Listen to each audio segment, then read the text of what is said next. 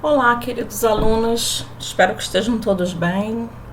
Hoje nossa aula vai ser sobre o módulo 22. Esse módulo é uma continuação, do módulo anterior. O módulo 21 falou sobre o Brasil colônia, colônia nos anos iniciais, o início do processo de povoamento, criação das capitanias hereditárias. E agora, no módulo 22, a gente vai falar um pouco sobre economia e sociedade, um outro momento da economia, que é o momento onde a gente vai destacar a importância do cultivo e exploração da cana-de-açúcar aqui em território brasileiro, tá bom? Então vamos começar a nossa aula. Bom, para começar, vamos falar um pouco sobre o que é a economia, por que economia açucareira, Nós aprendemos que os portugueses colonizaram aqui o Brasil, principalmente para não perder essa terra, Eles queriam ter a posse da terra, o domínio sobre esse território, mas você tem interesse em dominar o território principalmente para explorar esse território. Então, a ideia inicial era a exploração do pau-brasil, e ele foi explorado, à exaustão, como nós já vimos no módulo anterior.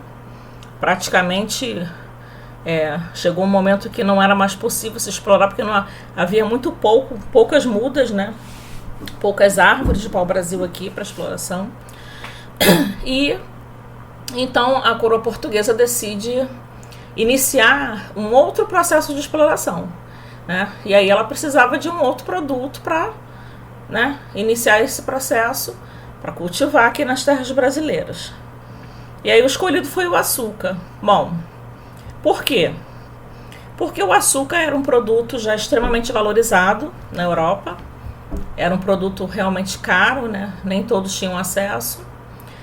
Os portugueses conheciam as técnicas para cultivo, e produção de todos os produtos que eram derivados da cana-de-açúcar. E porque o clima no Brasil também era propício. A gente tem um solo fértil, principalmente na região do litoral do Nordeste, tem um solo muito propício para o cultivo da cana-de-açúcar. Então, eles tomaram a decisão de iniciar essa exploração através do cultivo da cana-de-açúcar, para poder ter o produto açúcar. Desculpem um pouco a minha voz, é que eu estou um pouquinho rouca hoje. Bom, essa imagem aqui traz a ideia do engenho de açúcar. Nós vamos ver outras imagens relacionadas a isso nessa aula de hoje, mas nessa ideia que a gente tem a moenda, o espaço onde era processado, a cana-de-açúcar, que ia gerar, enfim, primeiro o melaço, um caldo, tem todo um processo, tem um esquema que eu vou mostrar para vocês, bem interessante, mas essa etapa aqui do processo é aquela etapa onde a cana já foi colhida e ela vem para cá para poder começar, a vir a ser o açúcar. Martim Afonso de Souza traz as primeiras mudas de açúcar para o Brasil e monta também o primeiro engenho de açúcar em São Vicente. Então a capitania de São Vicente, ela recebe essas primeiras mudas. Mas a capitania que realmente tem um sucesso, na produção do açúcar, na produção da cana-de-açúcar e no processo de cultivo desse produto, é a capitania de Pernambuco. Então, apesar de São Vicente receber as primeiras mudas, Pernambuco que vai ter maior sucesso, maior êxito na produção por conta do solo, que era bem mais fértil. O cultivo do açúcar foi desenvolvido no sistema de plantation. E por que a gente precisa falar? E até para relembrar um pouco do sistema de plantation. A gente já viu isso em aulas anteriores, No processo de colonização e exploração espanhola, a gente ouviu falar muito do sistema de plantation. E é basicamente aquele sistema onde a gente planta, onde existe a plantação em grandes propriedades, em larga escala. É a plantação de um produto só, ou seja, com base na monocultura. Monocultura em grandes propriedades. Esse produto, aqui no caso o açúcar, sempre vai ser exportado, então é uma monocultura agroexportadora, ela tem o objetivo de exportar esse produto, e ela também se caracteriza pela exploração do trabalho escravo, aqui no caso do africano escravizado. Então, o sistema de plantation, a gente tem que fixar essa questão, essa ideia de que o sistema de plantation está totalmente associado às grandes propriedades, à monocultura, a exportar esse produto e a exploração do trabalho escravo. Ok? Vamos lá. Essa aqui é uma outra figura que mostra o plantation de açúcar no Brasil. Tá vendo aqui uma grande propriedade, né? Só está sendo cultivado a cana de açúcar. Ó.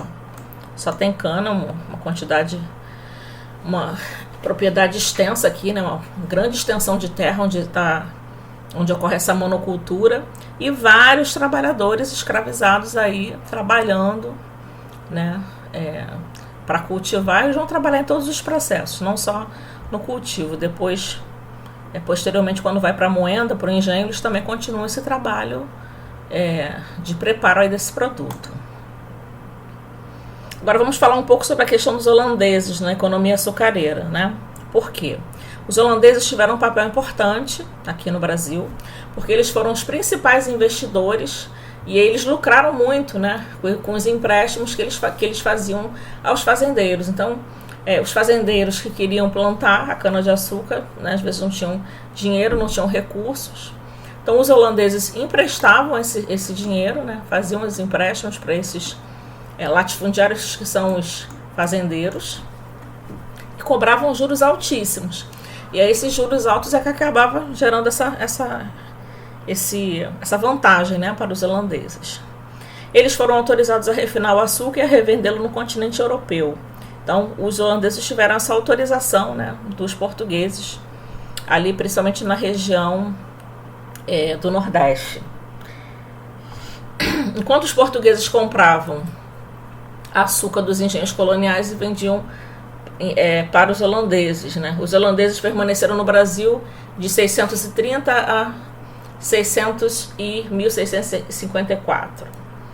Quem administrava, né, a colônia holandesa, digamos assim, aqui no Brasil, era Maurício de Nassau. Então, Maurício de Nassau foi enviado pela Companhia das Índias Ocidentais e ele administrava, ele que ditava as regras, né? Tratava da questão dos impostos e da própria administração pública também. Em 1654 eles foram expulsos pelos portugueses, e aí acaba, né, essa participação dos holandeses aí no processo de refino do açúcar, né, na região do Nordeste. Aqui a gente tem a figura de Maurício de Nassau, né, que administrava essa colônia holandesa, e duas batalhas, né, em Guararapes, em 48 e em 49, onde os holandeses são derrotados pelos portugueses. Dentro desse processo todo de colonização ocorrem muitas batalhas, né, muitas revoltas, enfim, muitas questões que a gente vai vendo ao longo. Existem módulos específicos para tratar dessas revoltas também. E aí, quando a gente dá aula sobre um processo social, processo econômico, a gente às vezes não aprofunda muito as batalhas porque elas vão ser tratadas em outros módulos, tá? Mas todo o processo de colonização, e mesmo depois da colonização, né, Brasil independente, Brasil imperial, todo esse processo vai ter revolta. Nós vemos revoltas ocorrendo durante todo esse período. Falando um pouco sobre o açúcar, né? As 1000 faces do açúcar. A apostila, inclusive, tem esse título e eu peguei porque eu achei interessante. Bom, a gente precisa falar desse produto, né, que realmente foi tão explorado aqui, o porquê, né?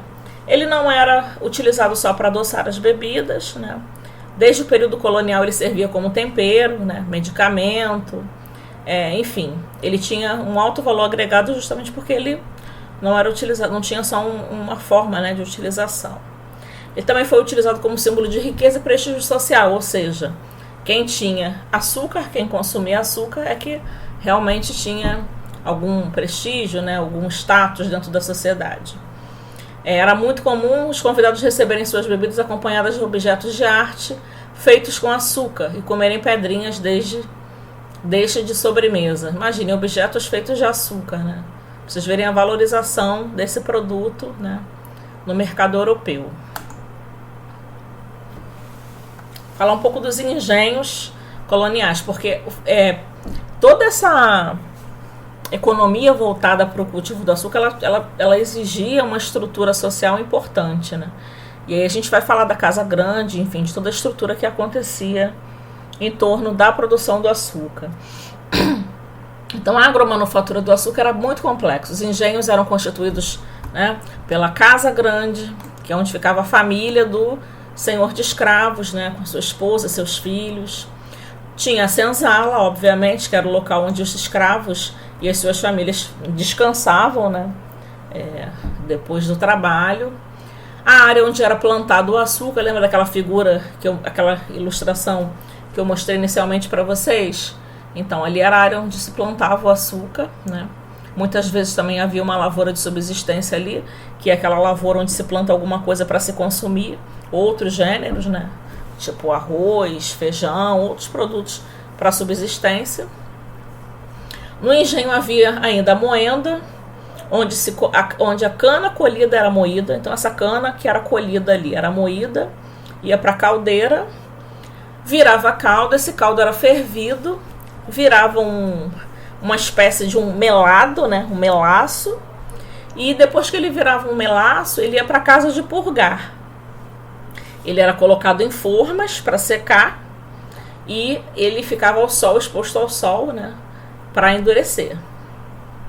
Tinha também uma capela, uma igreja, né, para ocorrer as orações aí da família católica cristã. A Casa Grande, né, como eu expliquei, era a casa onde vivia o senhor de engenho e sua família. Então aqui a gente tem um esquema maior para mostrar para vocês do funcionamento de um engenho, né? Então percebam aqui, ó, esse local aqui é a Casa Grande, bonita, né? Grande, casa da fazenda. Aqui atrás, senzala, que é a moradia dos escravos. Casa Grande, moradia da família. Aí a gente tem aqui vamos primeiro aqui para a parte onde, vamos pela ordem, né? O canavial, que é onde se plantava e se colhia a cana, né? Então aqui é que se plantava e colhia toda a cana. Chiqueiros e estábulos, né? Porcos, galinhas alimentavam o senhor de engenho e sua família. Então esses animais aqui eram criados, né? Aqui para alimentar a família, né, que vivia lá na Casa Grande. Depois que essa cana era colhida, ela vinha aqui para moenda. Vocês percebam aqui, ó, aqui era moído na moenda.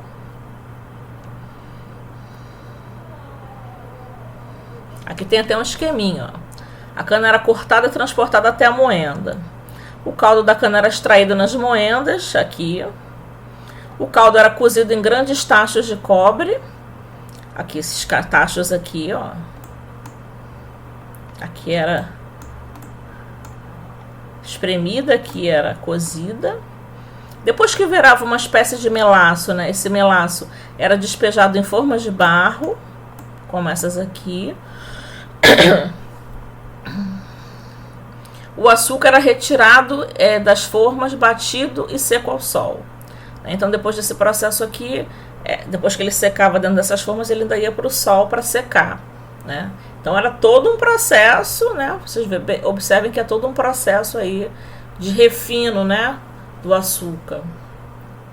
A gente ainda tem aqui a capela, ó, a igreja, né, para as orações. Aqui tem outros elementos, né, também do engenho, que são importantes. Tem os trabalhadores livres, quer dizer, não tinha só os escravos trabalhando lá, também tinha os trabalhadores livres, mas que ganhavam muito pouco, né? Os cursos de água, né, serviam de força motriz para as moendas. Então, para as moendas funcionarem, tinha sempre a roda da moenda lá, que funcionava a partir do curso da água. Enfim, todo um processo, né, todo um esquema para poder, finalmente, você ter o produto final, que é o açúcar. Ok, como é que era essa sociedade, né, nas regiões produtoras de açúcar? Bom, a sociedade colonial era desigual e hierarquizada. Então, a nossa sociedade não é desigual desde hoje, né? Ela é desde sempre. Então, no alto da pirâmide a gente tem o senhor do engenho, claro, ele é o mandatário, ele é o que dá as regras, né? Ele é o proprietário de pessoas, ele é o chefe da família, né? Ele era um aristocrata rural, tinha poder econômico e político. Na Casa Grande, que a gente viu, aconteciam festas, casamentos, batizados, ostentação de poder, deste senhor de engenho que estava lá no topo da pirâmide, né? O senhor da Casa Grande, que era o senhor de engenho, era obedecido e respeitado, e as mulheres a ele se subordinavam. As mulheres nesse período aqui não tinham nenhum direito político, enfim, eram extremamente submissas, né, às vontades do seu marido, que nesse caso eram os senhores de engenho. Então as mulheres não tinham voz. Elas estavam sempre voltadas para trabalhos domésticos, enfim, bordados, né, cuidados das crianças, apesar de que elas tinham as escravas também, né, que faziam isso, os escravizados que faziam isso. Bom, por essa sociedade ser pautada justamente pela figura desse homem, né, que é o senhor de engenho, homem branco, enfim, muitas vezes descendente de português, a gente sempre costuma dizer que a sociedade brasileira colonial tinha um caráter patriarcal. Então essa palavra patriarcal, né, a gente sempre vai ouvir a sociedade no Brasil colonial era patriarcal. Por que patriarcal? Porque o patriarcal vem de pai, né, de homem, que tem um homem, que é o patriarca, que ele vai determinar, ele vai proteger, ele vai cuidar, ele que vai ditar as regras. Então ela era patriarcal porque ela tinha a figura do homem, né, ali como o mantenedor de tudo. Que é uma outra figura interessante, né? Uma família brasileira. Detalhe de uma gravura. Observe os escravos que carregam o cão, o filho, o menor e o guarda-chuva da família. Então, olha só, essa figura tem todo um simbolismo, né? Eles estão saindo aqui não sei se aqui é uma igreja, né? Um órgão aqui importante. O fato é que a gente tem a configuração exata dessa pirâmide social. O homem, senhor de engenho, à frente. Atrás do homem vem os filhos maiores.